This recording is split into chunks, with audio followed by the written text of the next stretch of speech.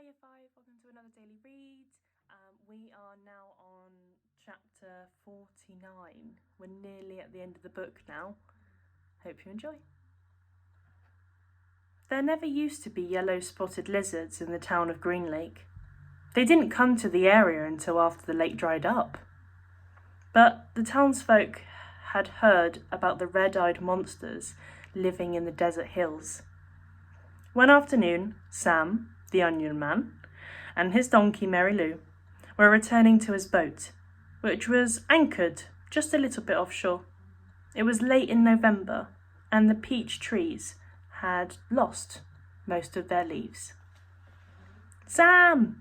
someone called. He turned around to see 3 men running after him, waving their hats. He waited. "Afternoon, Walter, Bo, Jessie." He greeted them as they walked up, catching their breath. "Glad we caught you," said Bo. "We're going rattlesnake hunting in the morning." "We want you to get some of your lizard juice," said Walter. "I ain't scared of no rattlesnake," said Jessie. "But I don't want to come across one of those red-eyed monsters." "I seen one once, and that was enough. I knew about the red eyes, of course, and I hadn't heard about the big black teeth." "It's the white tongues that get me," said Bo. Sam gave each man 2 bottles of pure onion juice.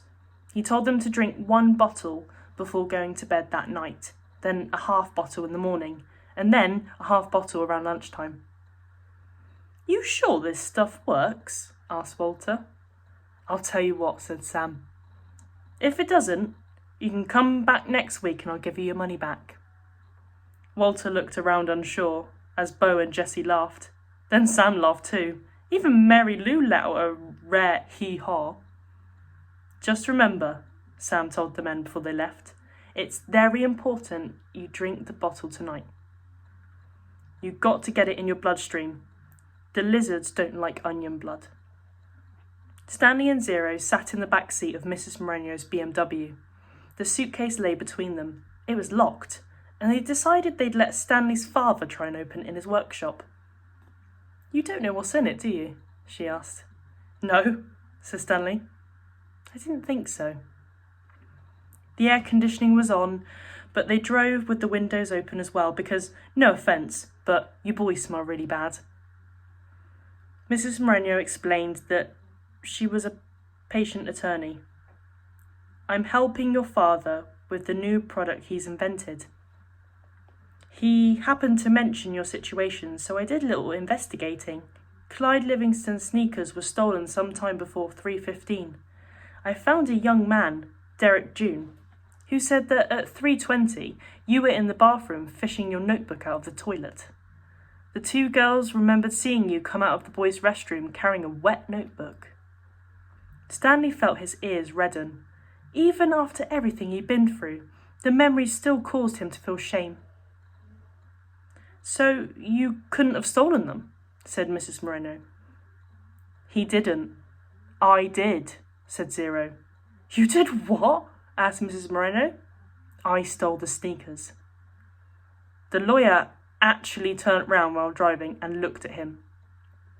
"I didn't hear that," she said, "and I advise for you to make sure I don't hear it again."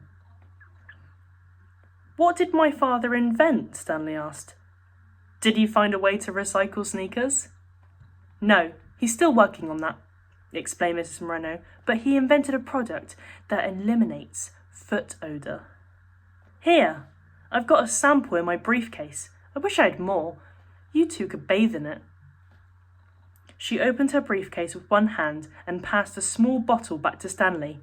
It had a fresh and somewhat spicy smell. He handed it to Zero. "What's it called?" Stanley asked.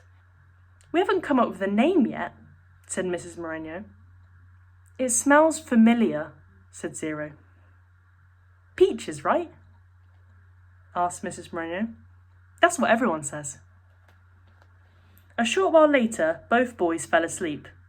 Behind them, the sky had turned dark, and for the first time in over 100 years, a drop of rain fell into the empty lake.